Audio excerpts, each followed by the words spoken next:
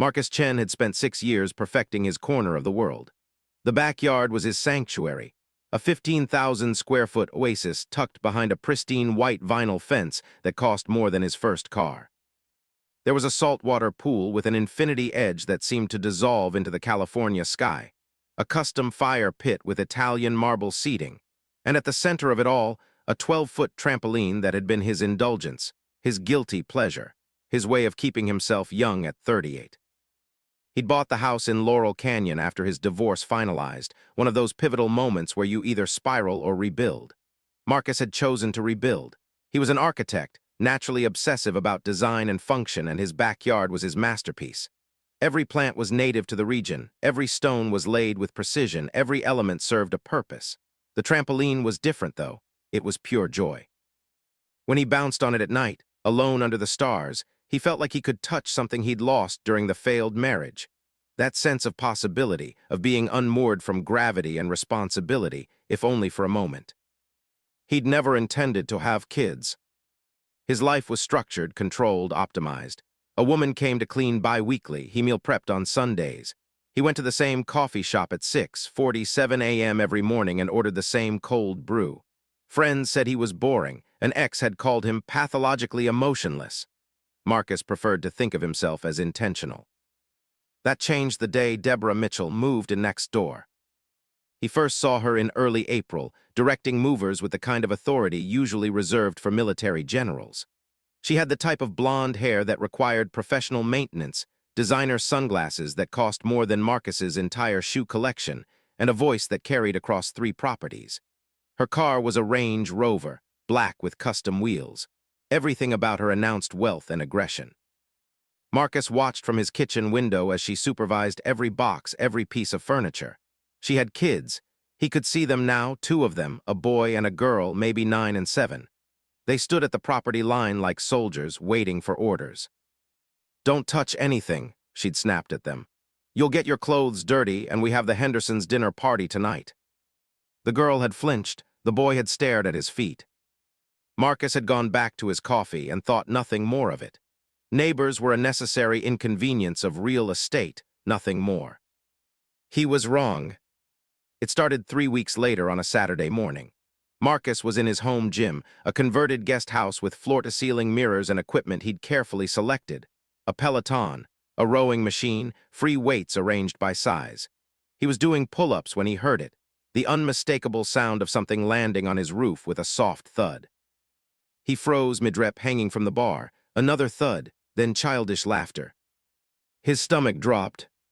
Marcus dropped from the bar and rushed outside, his heart already racing. The side fence that bordered the Mitchells' property had a warped section. He'd been meaning to repair it. Now he understood why. A girl with blonde pigtails was pushing through the gap, a boy behind her wearing a backpack covered in Pokémon patches. They were both maybe 8 or 9, both trespassing, both about to face a grown man in athletic wear who looked angrier than he should. "Hey," Marcus called out, his voice sharp. "Stop." The girl froze. The boy turned to run, but immediately looked to the girl, waiting for direction. They were nervous but not frightened. That was the problem. They weren't frightened. They'd done this before. "This is private property," Marcus said, walking toward them, keeping his voice level. "You need to leave now." The girl, dark hair, serious eyes, with something stubborn in her jaw, looked at him like she was calculating his sincerity. "We were just—" "I don't care what you were doing, out that way." He pointed toward the fence. "But the trampoline," the boy started. "Not yours. Get back through that fence right now, or I'm calling your parents." The girl grabbed the boy's hand and they fled. Marcus watched them crawl back through the gap, his adrenaline still spiking. He stood there for a full minute, chest heaving, angry at himself for being so angry. They were just kids. They'd wanted to jump on a trampoline, but this was the problem with the world: entitlement, the assumption that anything desirable belonged to anyone who wanted it badly enough. He found a contractor on Monday and had the fence repaired by Wednesday. Problem solved. Except it wasn't. They came back on Friday. He found them mid-bounce, the girl and boy higher than seemed safe, shrieking with joy. With them was a 3rd child, smaller, maybe 6, red-haired, clearly younger. They'd gotten in through a gap in the gate that he hadn't sealed properly. This time Marcus didn't call out. This time he walked directly to the gate and locked it with a key he'd never used before. He pocketed it. The children didn't see him until he was standing by the trampoline, blocking their path. "Off," he said quietly. The girl stopped bouncing first, reading the shift in his tone. "We're not hurting anything. Off the trampoline now." They climbed down slowly, the youngest one whimpering. The girl was glaring at him with an intensity that shocked him, not fear but anger, righteous and pure. "This is stupid," she said. "Nobody even uses it." "It's mine, you're trespassing." "It's just a trampoline." "It's my property. You don't get to use my things without permission. Now get out of my yard." He walked them to the gate, unlocked it, and watched until they disappeared through the gap in the Mitchell fence. His heart was still pounding. He felt like he'd overreacted, but he also knew he hadn't. Property lines existed for a reason. Rules existed for a reason. If you let them slide once, they eroded. This was basic human architecture. That evening, his doorbell rang. He opened it to find a woman in yoga pants and a tight designer top, her face flushed, her hands on her hips. It took him a moment to place her. Deborah Mitchell, the neighbor, though she looked different in person, closer, more real. Her perfume hit him first, something floral and expensive. "Did you yell at my children?" she demanded. Marcus kept his expression neutral. "They were trespassing on my property. I asked them to leave." "They were using your trampoline. Kids use trampolines. That's what kids do." "Not my trampoline, not without permission." "So what, you're going to call the police on children for having fun?" "I'm going to protect my property." Marcus could hear himself being stubborn, but he couldn't stop. "Your children don't have access to my yard. That's a simple boundary." Deborah's eyes narrowed. "You know what? I pity you. You're the kind of person who counts every penny and measures every inch of grass. That's a sad way to live. And you're the kind of person who raises children who don't respect other people's property. That's worse." She left before he could say anything else, but her words had landed. Was he that person? Miserly, paranoid, obsessed with control? His therapist had mentioned his boundary rigidity before. His ex-wife had called it emotional hoarding. But boundaries weren't a character flaw, they were necessary. Without them, the world became chaos. The children didn't come back for a week. Marcus almost convinced himself it was over. Then came the Tuesday afternoon when he was working from home, sitting at his kitchen island with his laptop, when he heard the unmistakable rubber sound of a child landing on a trampoline. Not his trampoline, the sound was coming from next door. He got up and looked out the window. Deborah Mitchell had installed her own trampoline in the Mitchell backyard. It was newer, shinier, positioned where it would be directly visible from his kitchen window. It felt deliberately placed, like a middle finger. Marcus watched as all three children climbed onto it, the girl and boy from before, plus a girl with blonde hair who must have been Deborah's biological daughter. They were laughing, jumping, completely absorbed in the act of bouncing. The girl with dark hair, the one who challenged him, caught his eye for just a moment. She saw him watching. Her smile didn't falter, but something shifted in her expression. Knowing, challenging. He turned away from the window and tried to focus on work, but he couldn't. He kept thinking about that moment of eye contact. He'd won, technically. He'd enforced his boundary. They'd gone to the Mitchell property and used their own trampoline instead. This should have felt like vindication. Instead, it felt like something else entirely. Like a door opening that he hadn't meant to open. Like the introduction to a story that wouldn't resolve with a neat ending. 3 days later, on Friday evening, the dark-haired girl climbed back over the fence that Marcus had reinforced. She was alone this time, moving with the confidence of someone who'd rehearsed the route. She slipped through the gap at the gate. Apparently he'd missed something and walked directly to his trampoline. She looked up at his house, then at the gate, then at the trampoline. She jumped once, testing its give, twice building momentum. On the third bounce, she leaped higher, her body arcing upward with perfect form, defiant and alone. Marcus watched from his bedroom window, transfixed. He didn't call her out. He didn't go downstairs.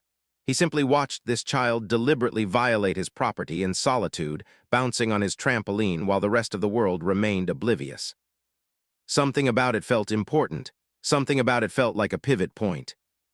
The girl bounced for maybe 3 minutes, then descended carefully and left the same way she'd come. Marcus stood at the window for a long time after she disappeared, trying to understand what he'd just witnessed. It wasn't malicious, exactly. It was something else. A message. A challenge. A desperate assertion that some things shouldn't be locked behind private fences, that joy shouldn't be rationed, that a trampoline sitting unused in a backyard was a kind of waste that went against something fundamental in human nature. He had a choice now, he realized. He could escalate. He could install motion detector lights, he could add more locks, he could call the police the next time they trespassed. He could build a fortress around his sanctuary and dare them to breach it. Or he could accept something he'd been avoiding since his divorce, that perhaps his perfectly controlled life had its own kind of emptiness. Marcus didn't make the choice consciously. He simply didn't install the motion detector lights. He didn't add more locks. He left the gate the way it was, accessible to anyone small enough to squeeze through. He told himself it was because he was tired of fighting. He told himself it didn't matter. He told himself that whatever happened next wasn't his responsibility, that if the children chose to trespass, that was on them, not on him. But the truth was more complicated. The truth was that watching the girl bounce alone in his backyard had made him feel something he thought he'd lost in the divorce, in the obsessive rebuilding of his perfect life. She'd looked free. She'd looked like she knew something he'd forgotten. Not constantly. That wasn't how it worked. The children would come sporadically, usually in the late afternoon when Deborah was busy with her own life.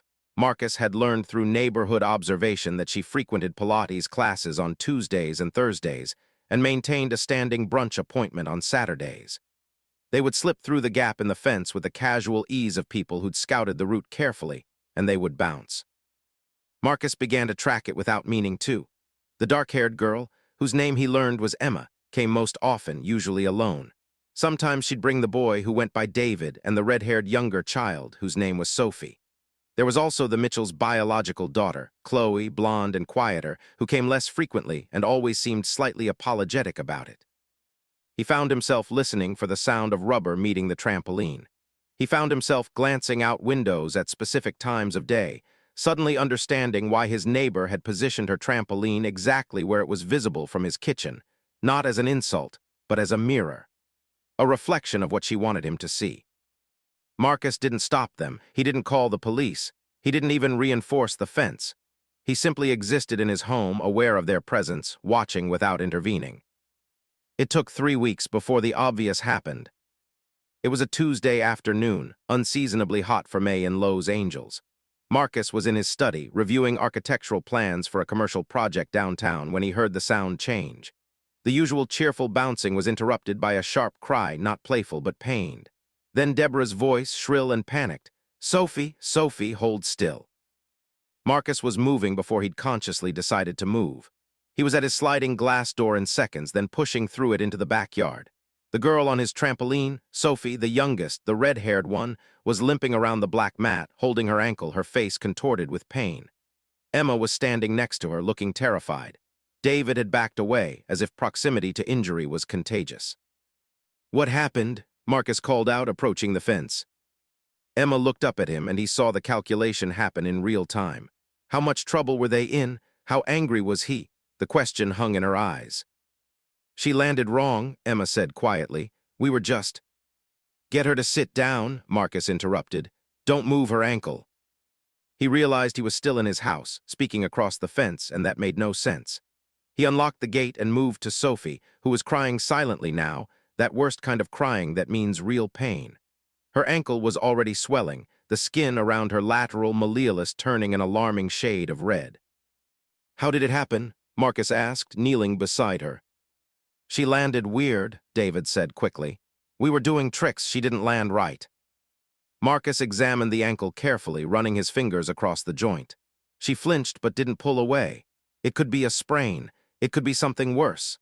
Either way, she needed actual medical attention, not a 38-year-old architect playing doctor in his backyard.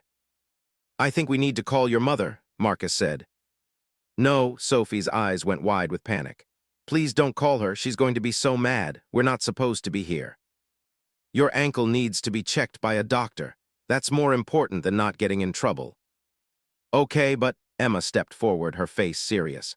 "Please don't tell her it was because we were trespassing. We can say Sophie heard it on our trampoline. We have a trampoline, we can say." "I'm not going to lie to your mother," Marcus said. "But then she's going to blame you," David said. He was maybe 9 with the kind of calculating logic that came from experience. That's what she does. She blames people. Get your mother, Marcus said firmly. I'll call 911 if you don't. Your ankle could be broken. Emma ran, the other children following. Marcus carried Sophie to the pool area and positioned her on a lounge chair, carefully propping her ankle with a cushion. He brought her ice in a Ziploc bag and bottled water, and she drank it gratefully, her crying finally subsiding into hiccuping breaths. What's your mom's name? Marcus asked. Deborah, Sophie said miserably. She's going to kill me. She's going to be concerned because you're hurt. That's different. No, Sophie said, with the certainty of a child who knew her parent. She's going to be mad first. Concerned is going to come later if it comes at all. This statement, delivered with such flat certainty, bothered Marcus more than he wanted to admit. He'd been a child once. He understood that parents could be complicated, that anger and concern sometimes got tangled. But something about Sophie's lack of doubt, that familiar formula of anger preceding everything, suggested a pattern. Deborah appeared 30 seconds later, moving at a full sprint, Emma trailing behind her. She'd probably been at home. The yoga pants were the same ones she'd worn to his door the first time. What happened? She demanded, seeing Sophie on the lounge chair with her elevated ankle.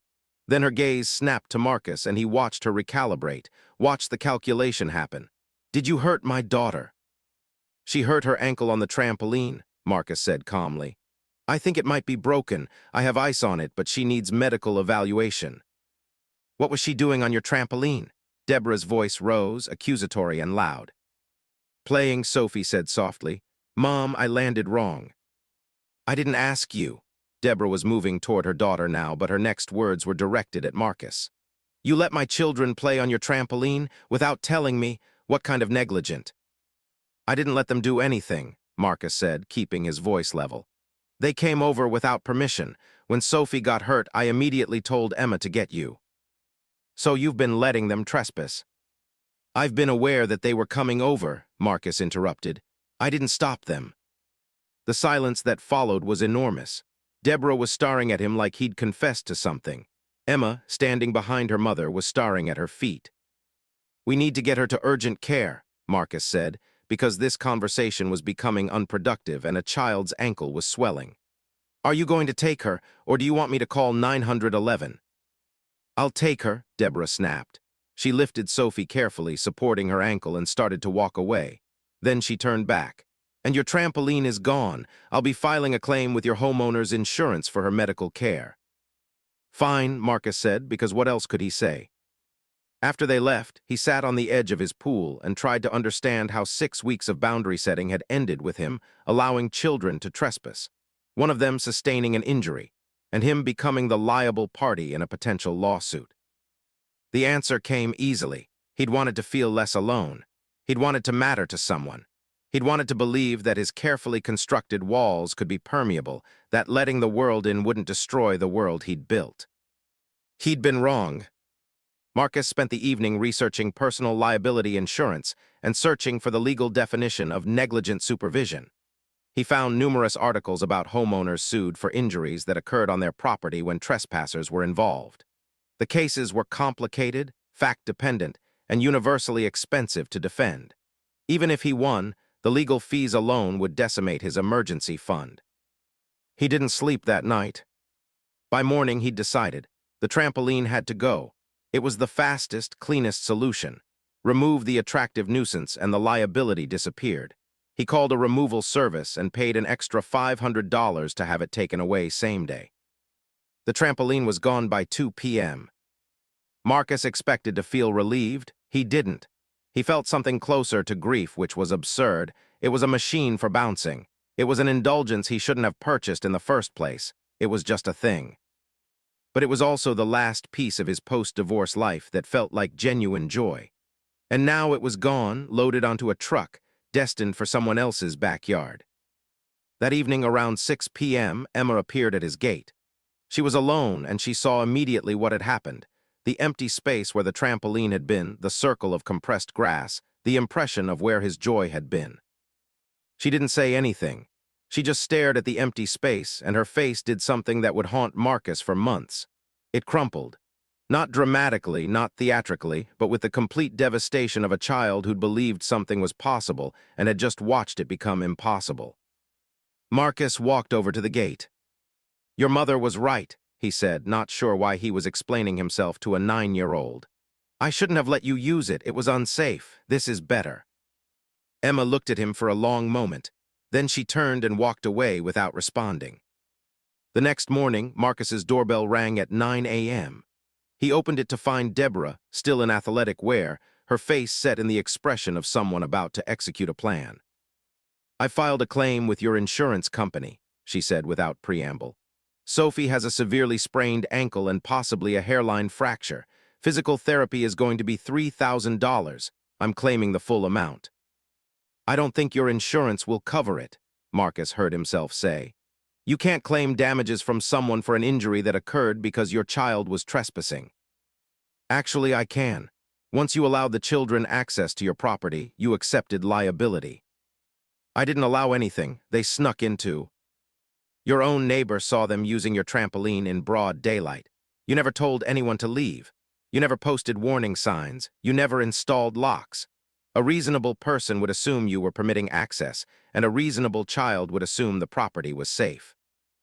A reasonable child would ask permission before using someone else's property. A reasonable adult wouldn't leave an attractive nuisance accessible to children." She smiled, and it was the smile of someone who'd been waiting to use this phrase, who'd Googled it, who'd prepared for this conversation. "That's legally what this is, an attractive nuisance. You're liable." "I removed the trampoline yesterday," Marcus said. "Too late, the injury already occurred." "Your insurance company isn't going to cover this, Deborah. My insurance company isn't going to cover it. You're going to serve me papers, and we're going to go to court, and a judge is going to determine that I'm not liable for injuries sustained by children who were trespassing on my property." "Let's see," Deborah said. She turned to leave, then stopped. "And by the way, I know what you did. I know you let them sneak over here deliberately. I know you were desperate for some kind of connection with them because your own life is so pathetic. Well, this is what happens when you let people in, Marcus. This is what happens when you pretend you care about children when you actually just want to feel less empty." She walked to her Range Rover and left him standing in his doorway, his hands shaking. 2 weeks later, the papers arrived. The lawsuit was filed. Deborah Mitchell v. Marcus Chen for $45,000 in damages, pain and suffering, and punitive measures. The court date was set for 6 months away. Marcus hired an attorney. His attorney, a sharp woman named Patricia Okonkwo, assured him that they had a strong case, that Deborah's claims were overreaching, that he'd likely prevail. But she also explained that prevailing in court didn't mean avoiding the cost of legal defense. She'd require a retainer of $15,000 to begin. Marcus signed the check and tried to return to his life. But everything was different now. The pool was just water. The fire pit was just stone. The backyard was just a space. The only thing that remained authentic was the empty circle where the trampoline had been, the impression of something that had been, now vanished, leaving only its ghost. And in that ghost, Marcus saw clearly what he'd done. He'd let his boundary collapse, not out of generosity, but out of loneliness. He'd watched children break his rules and decided that their joy mattered more than his rules. And when one of them got hurt, he discovered that his rules had existed for a reason, that they'd been the only thing standing between him and exactly this moment. The trampoline was gone, but its absence was everywhere. It haunted him more thoroughly than its presence ever could have. The lawsuit moved through the legal system with the ponderous inevitability of bureaucracy, each filing and response adding another layer of cost and complication. Marcus's life bifurcated. The daytime version of himself, who went to work and met with clients and pretended to be functionally normal, and the night version, who reviewed legal documents and read case law and tried to understand how a moment of weakness had transmogrified into an existential threat. The discovery process was relentless.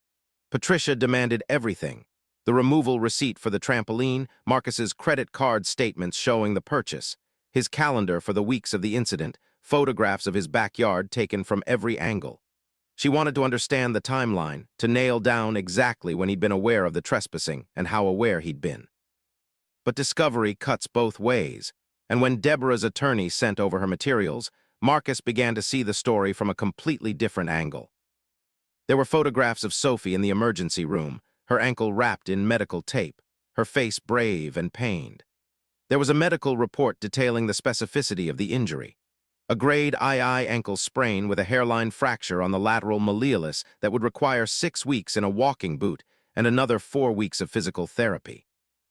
The estimated cost of care was indeed approximately $3,000, plus the additional cost of Sophie's missed soccer season, her psychological trauma, and the emotional toll on the family. But underneath all of this was something else, something that Patricia's investigator had dug up, a history. Deborah Mitchell had 2 previous lawsuits on record. The first had been against a restaurant where her biological daughter had allegedly slipped on a wet floor. It had settled for $8,000. The second had been against a pediatric dentist who'd allegedly not properly anesthetized her younger son before a filling. That one had gone to court and the judge had ruled against her, but not before the dentist had paid a settlement just to make it go away. The pattern was there if you looked for it. Deborah Mitchell was a woman who processed the world through the lens of legal recourse, who saw every minor mishap as a potential payout, who'd apparently taught her children that this was how you solved problems. "It doesn't matter," Patricia said when Marcus brought this up, though she seemed pleased to have it. "Even if she's litigious, it doesn't change the facts of this case. What matters is what you knew when you knew it and what you did or didn't do to address the hazard." "She's a serial lawsuit filer," Marcus said. "Doesn't that suggest she's using this as leverage?" "It suggests a lot of things, but juries don't care about patterns unless we can prove malice. What we need to prove is that you took reasonable precautions, that you didn't know the risk, or that the risk was minimal, or that the children assumed it themselves. Did you ever explicitly invite the children to use your trampoline?" "No." "Did you ever tell them it was okay to use it?" "No." "Did you ever help them use it, spot them, offer them advice on technique?" "No." "Did you know the specific times they were coming over?" "No." "Then we should be fine," Patricia said, but she didn't sound certain. The deposition took place on a Tuesday in August, 3 months before the trial date. Marcus sat across from Deborah's attorney, a thin man with sharp features whose name was Richard Caldwell, and answered question after question about his knowledge and intent. "Were you aware that children in the neighborhood were accessing your property without permission?" Caldwell asked. "Yes," Marcus said. "After several weeks I became aware of this." "And what did you do in response?" "I initially reinforced my fence and locked my gate." "But you later stopped maintaining those precautions." Yes, I decided the fence didn't need further reinforcement." "Why did you decide that?" Marcus hesitated. This was the moment where the truth became complicated, where his motivations became relevant. "I realized the fence had a gap that the children had discovered, and I chose not to repair it further." "Why? I don't think that matters." "I think it matters very much," Caldwell said, leaning forward. "Did you allow the children access because you wanted them to use your trampoline?" "No." "Did you enjoy watching them use it?" Patricia objected, but Marcus answered anyway. "I was aware they were using it. I didn't encourage it." "But you didn't stop it either." "No." "Even though you knew your property had an attractive nuisance, a trampoline, that was drawing children trespassing onto your property?" "I didn't think of it that way." "How did you think of it?" Caldwell stood and began to pace. "Did you think it was fine for children to risk injury on your property as long as you weren't the one directly facilitating it?" "No." "Did you believe that once you became aware of the trespassing, you had a legal obligation to make your property secure?" "I became aware and I took steps." "You removed the trampoline after a child was injured. Before that injury, what steps did you take?" I didn't take additional steps." "You didn't, in fact, make any effort to keep the children out once you realized they were coming in?" Marcus felt sweat in his palms. "I recognized that they were using the property despite my efforts to secure it, and I made a judgment call." "A judgment call that resulted in a child sustaining a serious injury. Is that accurate?" "It's accurate that a child was injured while trespassing on my property. A child you could have prevented from being there if you'd chosen to do so. A child who, based on your investigation into the gate and fence, was accessing the property repeatedly. A child whom you watched, from your own statements, multiple times using the trampoline." "Objection," Patricia said, but she didn't sound confident. The deposition continued for 4 hours. By the end, Marcus felt like he'd been inverted, like his entire character had been reframed through a different lens. The protective measures he'd taken became negligent. The decision to let his boundaries soften became an implicit invitation. His passivity became a kind of active consent. When he left the lawyer's office, Patricia pulled him aside. "He's good," she said. "He's going to paint you as someone who became emotionally invested in these children despite claiming you weren't, and then became negligent in your duty of care once you allowed them access." "Is that going to work?" "Depends on the judge. If we get someone who has kids, who understands how chaotic property boundaries are when you have children in the neighborhood, we might be okay. If we get someone who's strict about liability or someone who sympathizes with the mother." She didn't finish the sentence. She didn't have to. The next 6 weeks were the most difficult of Marcus's post-divorce life. He'd thought the divorce was hard, the dissolution of a partnership, the division of assets, the confrontation with his own failure. But this was different. This was being told, repeatedly and in formal settings, that his judgment was poor, that his intentions were questionable, that a moment of human compassion had transformed into legal liability. He stopped going to the coffee shop at 6:47 a.m. He stopped meal prepping. He started drinking wine every night, not excessively, just enough to blur the edges of his anxiety. His work suffered. He missed a presentation with a major client and barely made the risk schedule. His boss, who'd been understanding about the lawsuit everyone on his team knew, started asking pointed questions about his commitment to the firm. In early November, just days before Thanksgiving, Patricia called him with what she thought was good news. "The other side wants to settle," she said. "They're offering to drop the claim for $15,000. It's lower than their original claim, which suggests they're not confident about their case." Marcus's heart did something complicated, soared and sank simultaneously. $15,000 was money he had, but it was also money he'd planned to save, money that represented the last of his divorce's financial aftermath. But it was also freedom, an end to this nightmare, a way to make it all stop. "What do you recommend?" Marcus asked. "I recommend we keep fighting. I think we win this trial. I think a judge looks at the facts and sees that you took initial precautions, that you didn't invite the children, that you weren't negligent.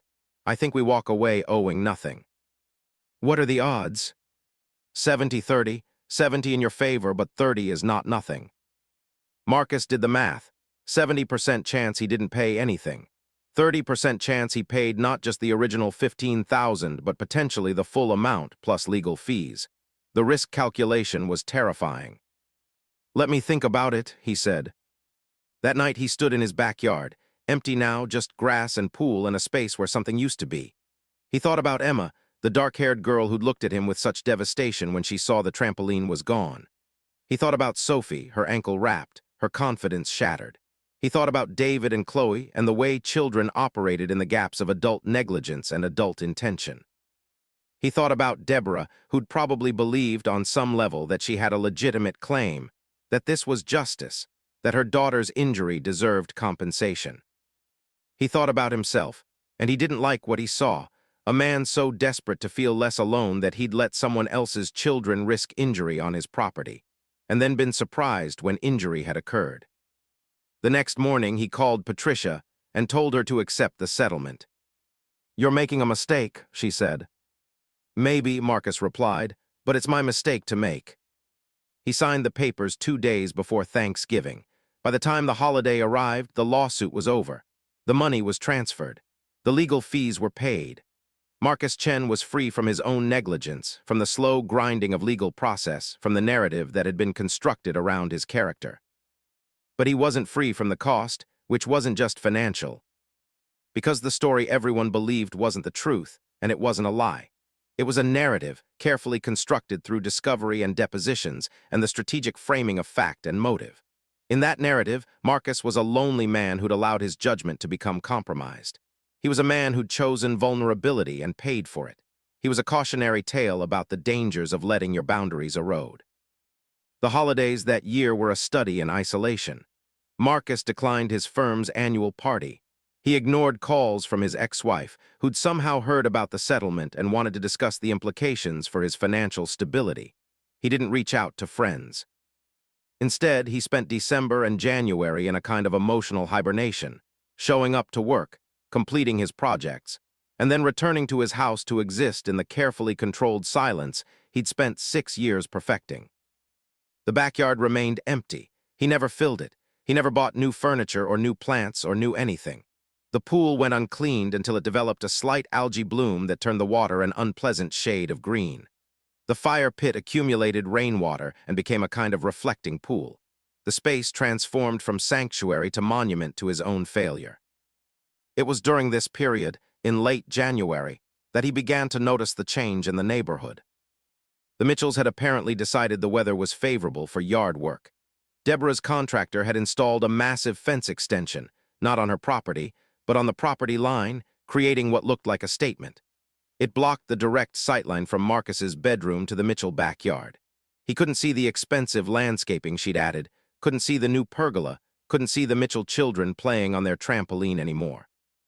The fence was a message. The fence was closure.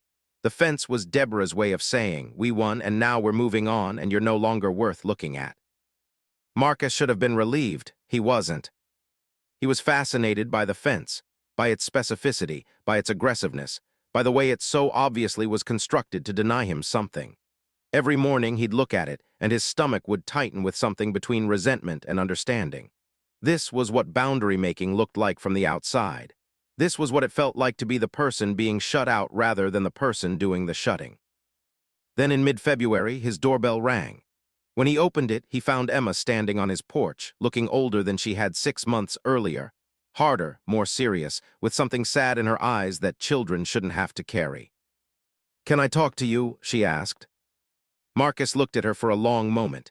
Every rational part of his brain said no.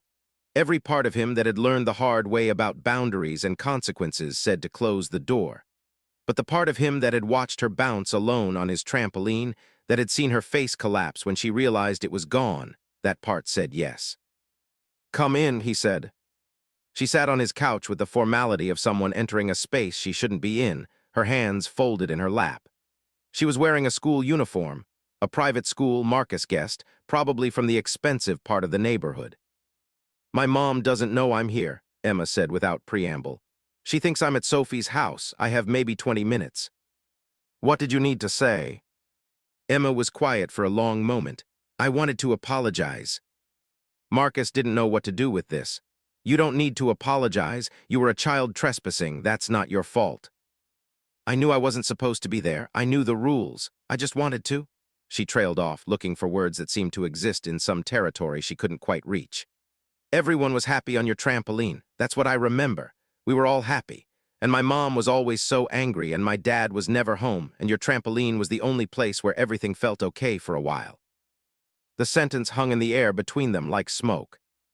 "Is your mom angry a lot?" Marcus asked carefully.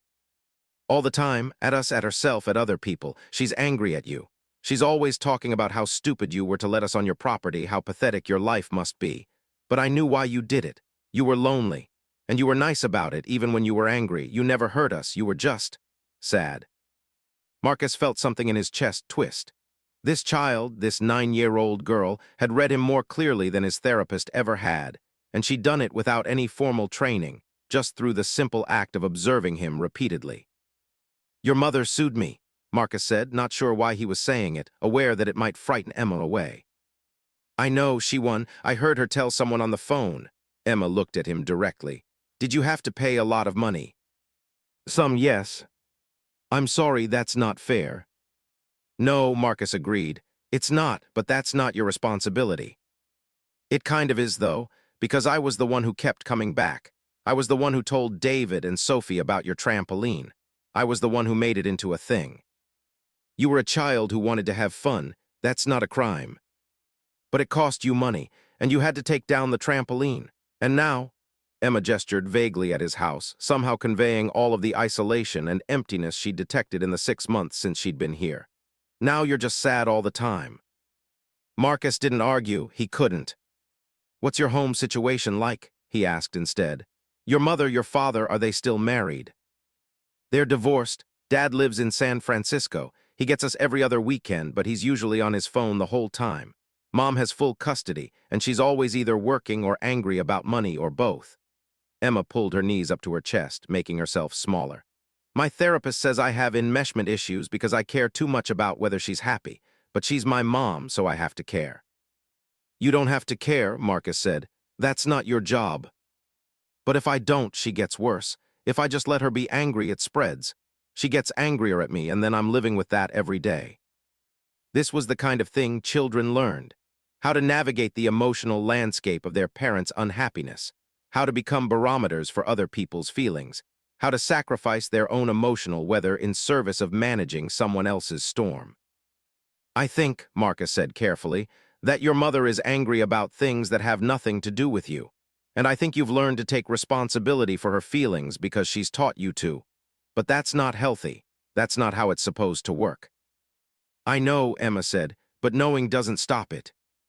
They sat together in silence for a while. Marcus wanted to tell her something that would help, some piece of wisdom that would lighten her burden. But he just spent 6 months learning that wisdom rarely translated into actual change, that knowing something didn't prevent you from living it anyway. Why did you come here? He asked finally. Because I wanted to tell you that you weren't wrong, about your boundaries, about telling us no. I was angry about it then, but I understand now. We weren't supposed to be there. We were breaking your rules, and that was on us. Your mother disagreed with that assessment. My mom disagrees with a lot of things that are true. Emma uncurled herself from the couch. I have to go. She'll know something's up if I'm gone too long. At the door, she paused. The trampoline was a good thing. I just wanted you to know that. Even though it caused all this stuff to happen, it was actually a good thing. You let us have something we couldn't have at home. That was kind. After she left, Marcus stood in his doorway for a long time, watching the spot where she'd been. He thought about the long arc of this situation, how it had begun with him enforcing a boundary, how it had evolved into him surrendering that boundary, how the surrender had resulted in consequence, how the consequence had turned into narrative that painted him as either the villain or the fool depending on whose perspective you adopted. But Emma had given him something neither Patricia nor Deborah nor any legal document could provide. She'd given him an interpretation of events that didn't fit neatly into either category. She'd suggested that his kindness and his mistake were the same action, viewed from different angles. That consequence and care could exist simultaneously. It wasn't absolution. It wasn't vindication. It was something more complicated. It was recognition. That evening, Marcus did something he hadn't done since the divorce.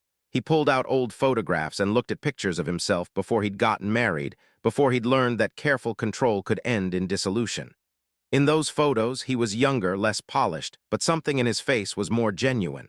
He wasn't smiling exactly, but he was present. He was there. He'd spent 6 years trying to become a man who couldn't be hurt. And then a 9-year-old girl had snuck onto his property, and he'd learned that the only way to avoid being hurt was to avoid being known. And avoiding being known meant accepting a kind of death. Slower, quieter, but no less complete than physical cessation. The next morning, Marcus called a landscaping company and had them drain and clean his pool. He hired someone to remove the algae, to repair the stonework, to return his backyard to something approaching its original state. He didn't reinstall the trampoline. That felt impossible. But he did let the space become functional again, rather than a monument to his failure. He started going back to the coffee shop at 6:47 a.m. He started accepting invitations to things. He started very slowly to resume living rather than surviving. But something fundamental had changed. He'd learned that boundaries were necessary, but that enforcing them came with a cost. He'd learned that kindness could result in consequence.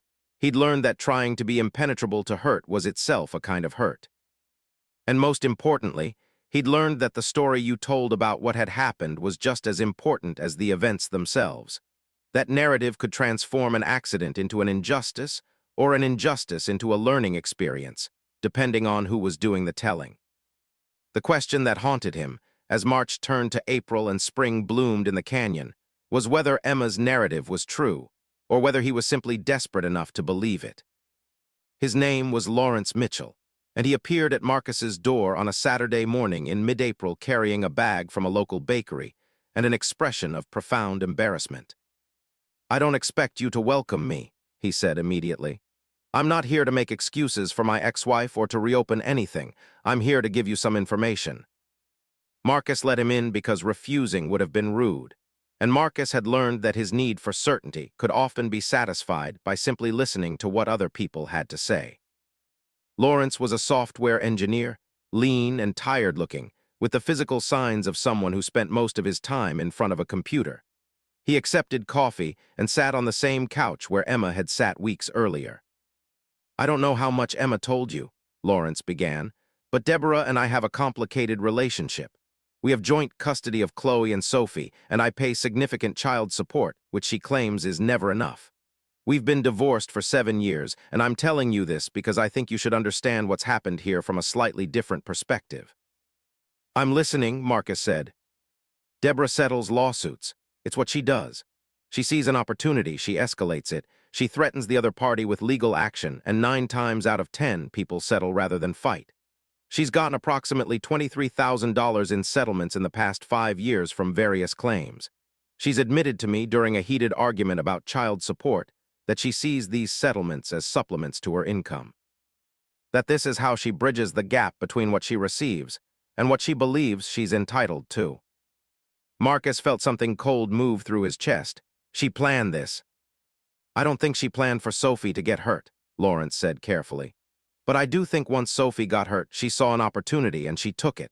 I think she believed, genuinely believed, that she could extract money from you as compensation for the injury, regardless of fault. I think she constructed a narrative that made that extraction feel justified." "That's insurance fraud." "Technically it might be, but it's also the way she thinks. When something bad happens, someone is responsible, and that someone should pay. It's a very black and white worldview, and unfortunately for her, it's also made her extremely litigious and extremely suspicious." Lawrence pulled out his phone and showed Marcus something. A text message exchange between him and Deborah from approximately 2 weeks after Sophie's injury. "Deborah, I'm getting my medical records together. His insurance is going to pay for everything." "Lawrence, how much are you claiming?" "Deborah, $45K physical therapy, pain and suffering trauma. The attorney thinks we have a strong case." "Lawrence, did Sophie's injury occur on his property or ours?" "Deborah, his, but he was negligent. He allowed her access knowing it was dangerous." "Lawrence, actually she trespassed. That's not his fault." "Deborah, it doesn't matter. The law says he has a responsibility to protect children. I looked it up." Lawrence closed the phone. She convinced herself that the law was on her side because she needed it to be. She needed the money. She needed the narrative where you were responsible. "Why are you telling me this?" Marcus asked. "Because my daughter Emma has been having nightmares about your lawsuit. Because she came to see me last weekend and told me she felt responsible for the outcome, even though she's 9 years old. Because she started acting out in school and her therapist thinks it has to do with guilt and enmeshment with her mother. And because I think you deserve to know that what happened here wasn't about justice. It was about a woman trying to solve her financial problems by externalizing her anger onto you." Marcus thought about Emma's face when she'd said, "The trampoline was a good thing. I just wanted you to know that." He thought about a 9-year-old girl carrying the guilt of her mother's lawsuit, trying to manage an adult's emotional weather, attempting to absolve him of his own complicity in her mother's anger. "I don't know what you want me to do with this information," Marcus said. "I don't know what I want either," Lawrence admitted. "I thought about asking you to pursue fraud charges against Deborah. I thought about asking you to appeal the settlement. But the truth is, even if I'm right about her motivations, proving that in court would require depositions and evidence, and it would drag your family through another legal nightmare. You've already paid the price. Adding more suffering doesn't seem like justice." "Then what?" "I guess I wanted you to know that you weren't wrong," Lawrence said quietly. "About the boundaries, about the trespassing, about any of it. You had every right to enforce your property lines. You had every right to tell your neighbor no. The lawsuit wasn't a fair response to a mistake. It was an opportunistic extraction." After Lawrence left, Marcus sat in his living room and tried to integrate this information into the narrative he'd constructed over the past 6 months.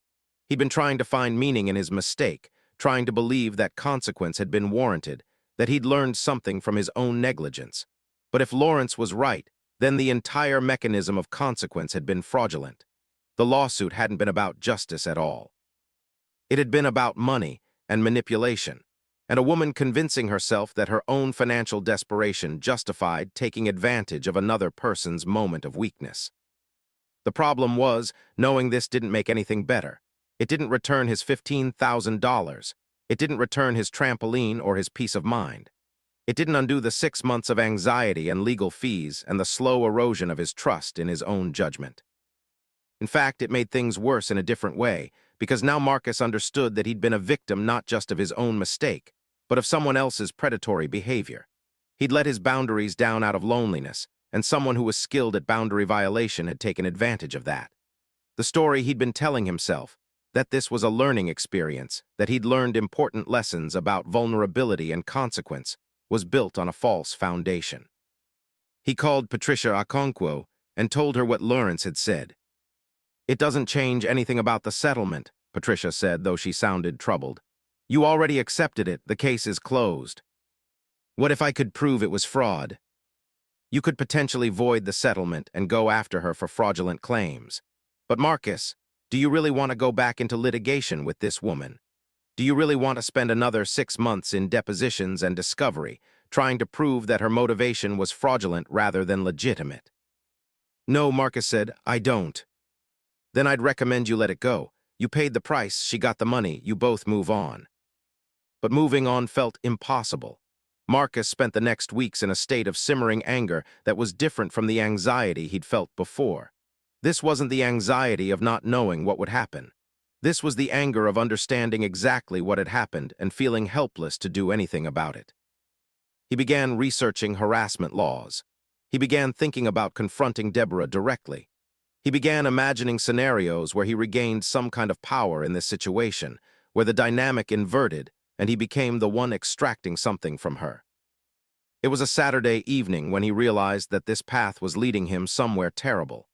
He was sitting in his backyard, staring at the empty space where the trampoline had been, and he recognized that he was beginning to think about Emma the way he'd previously tried to think about Deborah, as a potential weapon, as leverage, as a way to make his ex-adversary feel what he was feeling. The recognition was horrifying. He called Lawrence. "I need you to tell Emma something," Marcus said without preamble. "Okay, what?" "Tell her that I'm not angry at her. Tell her that none of this was her fault and that she shouldn't carry guilt about her mother's choices.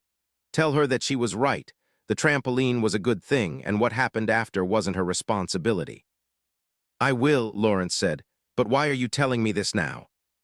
"Because I'm realizing that there's a path forward where I become just as toxic as her mother, where I use anger and blame as a way to feel less helpless, and I'm choosing not to go down that path, for Emma's sake if nothing else." After the call, Marcus sat in darkness and thought about what actual resilience looked like. It wasn't about being impenetrable. It wasn't about enforcing boundaries so strictly that nothing could touch you. It was about being broken and choosing not to break other people in response. He made a decision. On Monday morning, he called the house next door. Deborah answered, and he could hear the surprise in her voice when she realized who it was. "What do you want?" she asked, defensive and sharp. "I wanted to tell you something," Marcus said calmly. "I'm aware that your motivation for the lawsuit may not have been entirely about Sophie's medical care. I'm aware that you saw an opportunity and took it. I'm aware that you may have exaggerated certain claims and may have motivated your children to corroborate a narrative that benefited you financially. Are you threatening to sue me?" "No, I'm not going to pursue any legal action, but I'm also not going to pretend this was legitimate. And I'm not going to let you reframe what happened in a way that makes it about my failures instead of about your choices." There was silence on the other end of the line. "Here's what's going to happen," Marcus continued. "Your children are going to grow up and understand what you did. They're going to feel the weight of being asked to participate in an extraction, and they're going to have to work through whether that's who they want to be. But that's not my problem to solve, and it's not going to be solved by me pretending I was at fault." "I don't care what you think," Deborah said, but her voice had lost some of its certainty. "Good," Marcus replied, "because the only thing that matters now is that I stop caring what you think too." He hung up the phone. It wasn't dramatic, it wasn't cathartic, but it was something, a reclamation of his own narrative, a refusal to let her story about him become his story about himself. Over the next weeks, Marcus began to rebuild in earnest. not just his backyard, but his entire sense of how he moved through the world. He started seeing a new therapist, one who focused on resilience rather than control. He started taking a meditation class. He went to dinner with colleagues. He accepted a set of dates with a woman named Sarah who worked in his office and who'd been gently flirting with him for months. The anger didn't disappear entirely. It was still there, a low hum underneath everything, a reminder of what he'd learned about how easily trust could be weaponized. But it became less urgent, less all-consuming. It became something he could carry without letting it define him. And then, on the last Friday of May, Emma appeared at his door again. She was alone, as before, with the same apologetic expression of someone committing trespass. "Hi," she said. "I'm sorry for just showing up." "Come in," Marcus said. Emma sat on the couch and she looked different, lighter somehow, less burdened. "My dad told me what you said," Emma explained. "He said you wanted me to know that it wasn't my fault." "It wasn't. I know that now. I've been talking to my therapist about it, and we've been working on something called appropriate boundaries, which means I'm not supposed to be responsible for my mom's feelings anymore. It's hard, but I'm trying." "That's good," Marcus said. "That's really good. My mom is really angry at you. She says you called her to threaten her." "I called to be honest with her. I think that's why she's angry. I don't think she likes it when people see her clearly." They sat together in a companionable silence, and Marcus thought about how strange it was that this child had become, somehow, one of the most important relationships in his life. Not because he'd chosen it, but because it had been imposed on him by circumstance, and because he'd chosen not to reject it. "Your backyard is really nice," Emma said, looking toward the window. "I'm thinking about getting a new trampoline," Marcus heard himself say. "But I've been worried about what happened last time." "We could be careful," Emma said quietly. "We could ask first, and we could follow safety rules, and you could set clear boundaries about when we could use it and when we couldn't." Marcus thought about this. He thought about what had happened and how it had happened, and what might happen again if he allowed history to repeat itself. "I think that might be okay," he said finally. "But only if your parents agree, and only if you understand that boundaries exist for a reason and that respecting them is how we keep each other safe."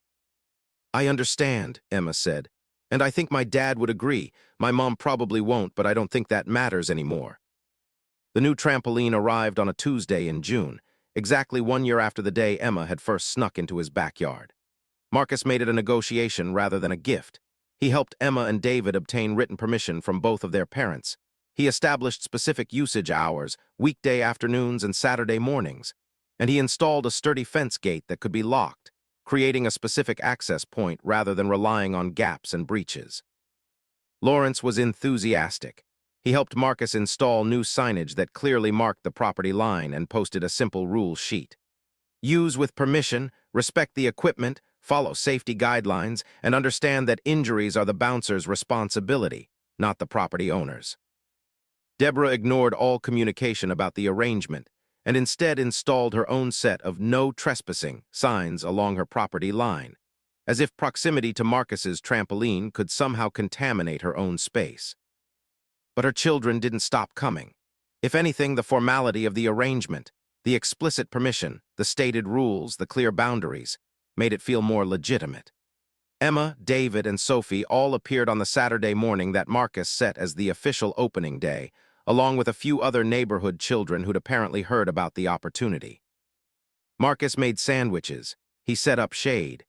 He established himself as a kind of informal supervisor, present but not intrusive, available but not controlling. It felt different from before, less transgressive, more authentic somehow. Deborah watched from her second-story window during those first few sessions, her face unreadable. By the third Saturday, she'd stopped watching. She seemed to accept that whatever she'd tried to prevent had happened anyway, but in a more contained way than her legal action could have anticipated. The media never found out about the lawsuit. It remained a private matter, resolved in settlement, invisible to the world.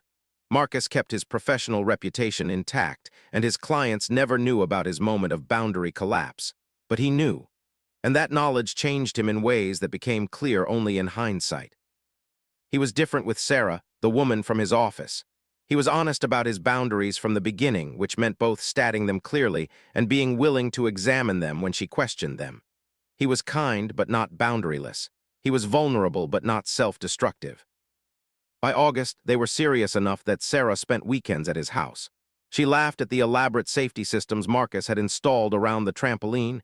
"You've basically turned it into a liability management demonstration," she'd said, not unkindly. She helped him prepare snacks for the Saturday bouncing sessions. She integrated herself into the ecosystem he'd created. One Saturday, while Sarah was inside making lemonade, Emma approached him alone. "My mom wants to move," Emma said without preamble. Marcus felt something shift in his chest. "When?" "This summer. She got a job offer in Arizona. It's more money, and she says she needs a fresh start." "How do you feel about that?" "I don't want to go," Emma said immediately. "My dad is here. My school is here. My therapist is here, and she's actually helping me. I don't want to move to Arizona just because my mom is angry all the time." "Have you told your mom how you feel?" "Yes, she doesn't care. She says it's better for her, and I'm supposed to go with her because that's how custody works." Marcus didn't know what to say. He wasn't equipped to advise a 9-year-old on custody law. But he knew, suddenly and with terrible clarity, that this was where the trampoline story reached its actual conclusion. Not with the lawsuit or the settlement or the legal fees, but with this moment, where the consequences of his boundary collapse extended beyond what he'd previously understood. "Talk to your dad," Marcus said finally. "Tell him everything, he'll help you navigate it. He says I can come back during the school year for some weekends, but it's not going to be the same." "No," Marcus agreed, "it won't be." Emma left at the end of August. On her last Saturday, all the neighborhood children came to the trampoline, including a few other kids that Emma had befriended over the summer. It felt like a gathering, like a farewell. Emma bounced with an intensity that suggested she was trying to store the feeling of weightlessness in her body, trying to carry it with her to the desert. When she left, she hugged Marcus, and for the first time since she'd appeared at his door that Tuesday evening in February, she didn't cry. She seemed older, somehow, less burdened but also sadder, with the sadness that comes from understanding that some good things can't be preserved, that people move on, that the geography of affection is constantly changing.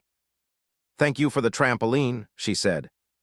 "Thank you for teaching me about boundaries," Marcus replied. After she left, he and Sarah stood in the backyard, and Marcus told her the entire story. All of it. The initial trespassing, the lawsuit, the settlement, the conversations with Deborah, all of the complicated aftermath. Sarah listened without interrupting, and when he finished, she took his hand. "You're not responsible for what happened to her," Sarah said. "But it happened because of me, because of my boundaries failing." "Your boundaries didn't fail, they shifted. There's a difference." Marcus wanted to argue, but he was too tired to argue. He'd been arguing with himself about this for nearly a year, turning it over and over, trying to understand where the line was between appropriate care and appropriate distance, between connection and violation. By the fall, Emma's communications became less frequent. She'd text occasionally, updates about her new school, complaints about Arizona heat, pictures of her dad's new apartment where she stayed during her custody weekends. But the immediacy of their connection had shifted. Distance created space, and space created a different kind of relationship, one that was real but less intimate, less daily. Marcus didn't install a new trampoline when that one eventually wore out. He thought about it. The space was there, empty as it had been after the first removal.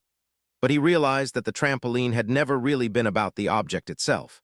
It had been about what it represented, a place where boundaries could be negotiated, where rules could exist alongside compassion, where children could experience freedom within a framework of safety. He carried that lesson forward in different ways. He was more generous with his time and space. He was more willing to say yes to things that weren't perfectly controlled. But he was also more thoughtful about the consequences of his yes, more aware of the chain reactions that could follow from a moment of kindness. The lawsuit became, in his mind, not a failure but a kind of tuition. He'd paid money to learn something about himself and about how the world worked. It was expensive tuition, but not extraordinarily so, compared to what others paid for similar lessons. In the spring after Emma left, Marcus attended a symposium on residential property liability and presented a case study based on his own experience. He didn't name Deborah or use any identifying details, but he walked an audience of architects and homeowners through the architecture of his mistake. The initial boundary setting, the empathetic collapse, the injury, the consequence. He talked about what he'd learned regarding liability and negligence. But more importantly, he talked about what he'd learned regarding the human need for connection and the dangers of allowing that need to override judgment. One woman approached him afterward, a residential architect from Oregon, and told him her own story. She'd allowed teenagers to use her pool and one had drowned. She'd lost a lawsuit, lost her house, lost her career. "I tell everyone now," she'd said, "keep your boundaries rigid, don't make my mistake." But Marcus disagreed, though he said it gently. "I think the mistake isn't about boundaries," he'd replied. "I think the mistake is about not being honest with yourself about what you're doing and why. I wasn't enforcing my boundary because I believed it was right. I was enforcing it because I was afraid. And when I was tired of being afraid, I overcorrected." The woman had nodded but didn't look convinced. Marcus understood. She'd paid a higher price than he had, and she'd come to different conclusions. Sarah moved in during the winter of their second year together. She brought plants and art and a kind of warmth that seemed to dissolve some of the carefully maintained sterility of the house. She painted the guest house where Marcus had kept his workout equipment, and it became a studio where she worked on sculpture. She organized his kitchen so that it was still efficient but less militaristic. She suggested they host a dinner party. "You should invite Lawrence," Sarah said one evening.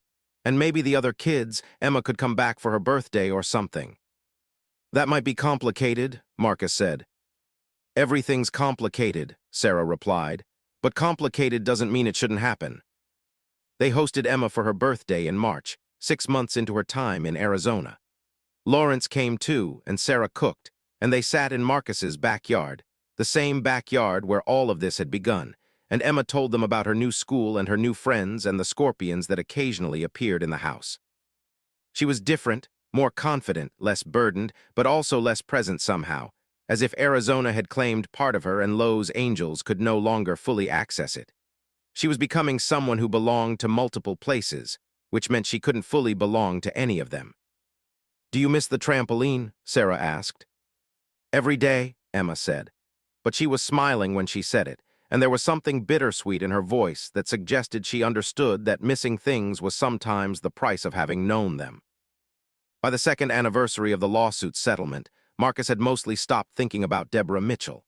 He'd received her change of address in the mail shortly after she'd moved to Arizona. Apparently, she'd updated her address with his insurance company, or possibly the court. He didn't open it. He didn't follow her trajectory. He'd learned what he needed to learn, and continuing to pay attention to her story seemed like a way of staying attached to something that had already ended. What he carried forward instead was the understanding that boundaries and connection weren't opposing forces. They were complementary elements that needed to exist in relationship to each other.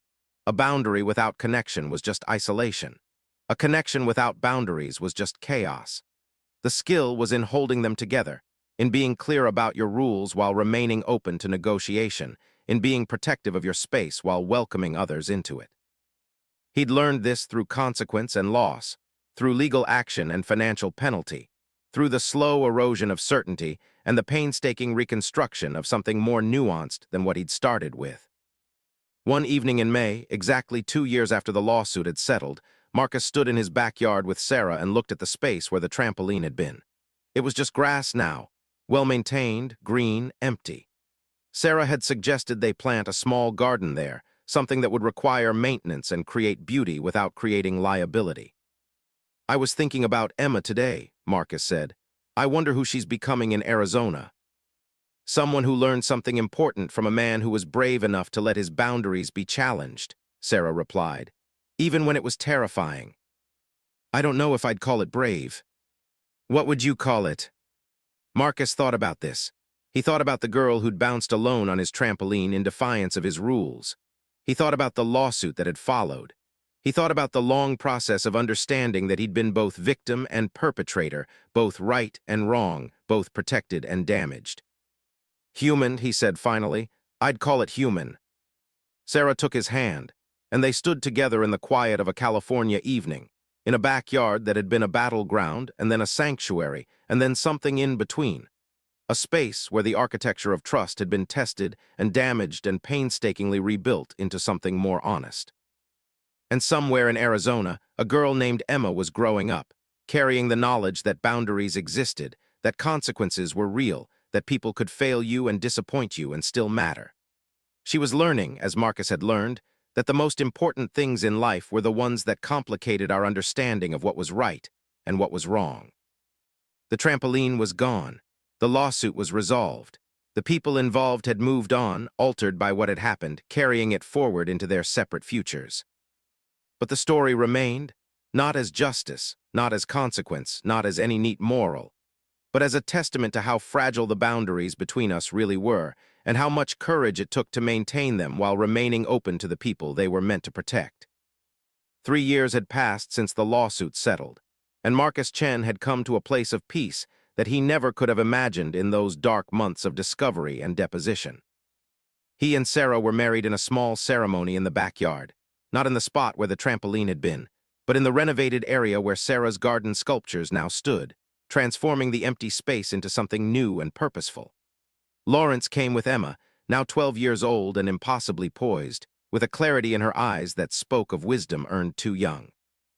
Deborah remained in Arizona, apparently thriving in her new business venture, her daughter now successfully established in a custody arrangement that honored everyone's boundaries. The legal victory, which had ultimately been a settlement rather than a trial, became something Marcus understood only in retrospect. It wasn't about winning. It was about the cost of any outcome, about how consequence follows action regardless of whether you're proven right. He'd been right about the trespass. He'd been wrong about the context. He'd been negligent about his own motivations. He'd been heroic in his eventual honesty. All of these things had been true simultaneously, and the lawsuit had forced him to accept that reality doesn't resolve into clean narratives.